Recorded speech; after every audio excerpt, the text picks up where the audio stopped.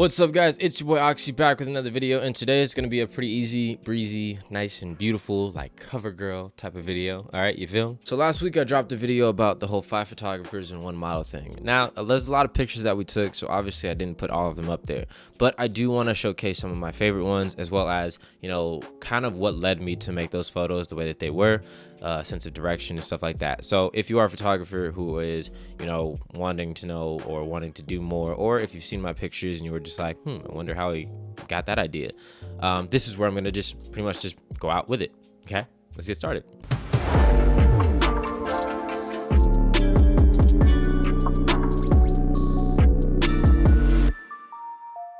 So there's a little bit of a thing that I do when it comes to a lot of my photography, my photo shoots and whatnot, and I usually think about these 3 things.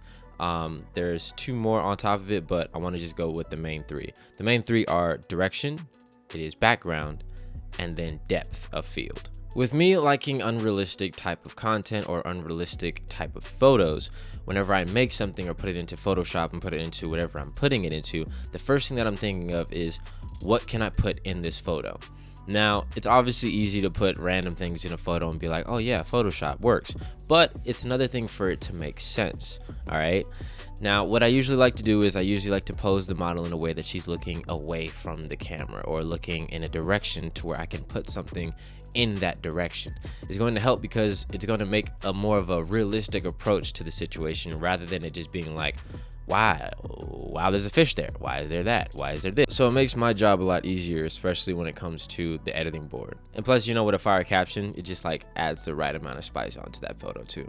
And direction is actually how I came up with this photo right here. So second thing is background. So whatever is happening in the background. Now, obviously sometimes you don't really have control of what's in your background. It could be people, it could be something as simple as grass, it could be trees, whatever it is. But depending on what your background is, how can you make the most out of your background, okay? Or how can you change the eye to focus on more than just the person in the photo? And so that's what everything's going on in the background. When you take a first look at a photo, I want you to take 2 looks at it, maybe even 3, just off of how the background meshes with what's going on or how differences and all that other good stuff.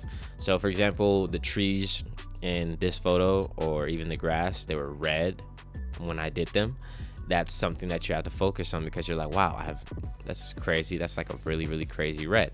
And now it can portray a story or portray something because of what's happening in the background. So this photo right here, there was a lot of trees behind her and I was shooting at an angle that made it to where you could only see the trees and the sky behind her.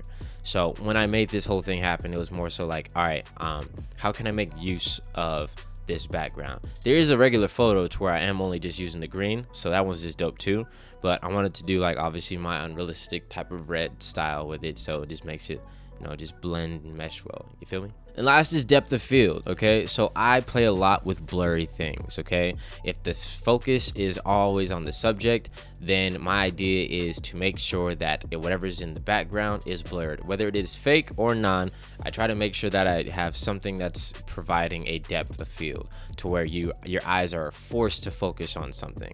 Let's say like this photo with her hand. Her hand right now is just placed in front and I'm putting a lot of focus on her, but the depth of field is showing you that the hand is a little bit blurred out. It's a lot easier for you to focus on her eyes in the photo or focus on little things that I've already added extra detail into. So little stuff like that, whenever it comes into my photos, I like to think of, you know, what's in the background that you can pay close attention to that doesn't necessarily show such a great focus on. Or even back on this photo again with the air balloons.